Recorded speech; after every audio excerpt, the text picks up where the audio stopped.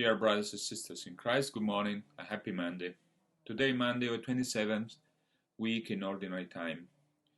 Today's Gospel, we hear one of the most beloved parables of Jesus, the parable of the Good Samaritan.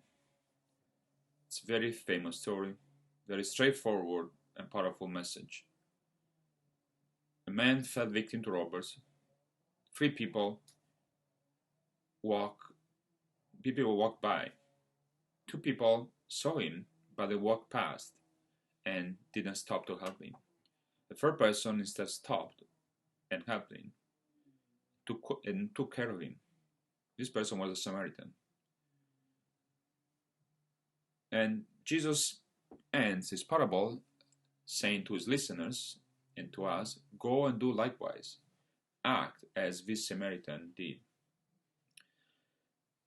There are many details in the parable that escape our attention, details we don't get because of a different background from the one of Jesus' listeners. First of all, the person was going down from Jerusalem to Jericho. This detail doesn't say much to us. But actually, this is a very important detail, because when the person fell victim to robbers, a priest and then a Levite walked by. The priest, a holy person, we think that the priest was supposed to help a person in need. Same way the Levite was a member of religious class in Israel. Again, a holy person. He was supposed to help somebody who was wounded. Well, yes and no, in the sense that there were some Jewish rules that prevent the priest and religious people of a priestly class, from touching human blood. If a priest were about to start his service, his shift at the temple, to go to the temple and perform the rites for God, the priest was not supposed to touch human blood in order not to contaminate himself.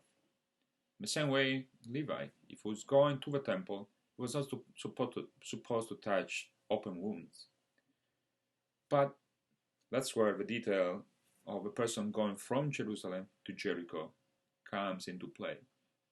Because the priest and the Levite were leaving Jerusalem, so they had just completed their shift at the temple.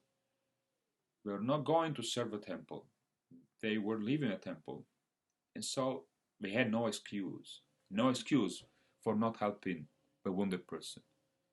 This is what Jesus wants to say. The two good people, the holy people, they had no excuse for not helping the person. Actually, on the contrary, they should have felt compelled to go and help.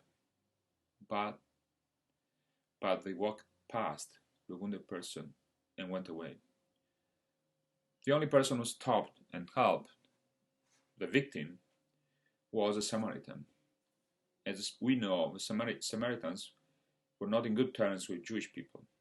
The victim was a Jewish person. The only one who was not supposed to stop and help him was precisely the Samaritan. It was the only one who could have just walked away, just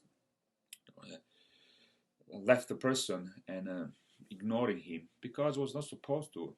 He was not a member of his own people. But instead, the Samaritan went beyond prejudices and biases and stopped and helped the person. Jesus says to us, go and do likewise.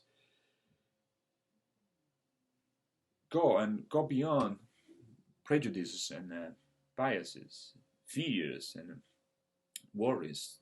Go and help anybody who is in need. Take care and God bless.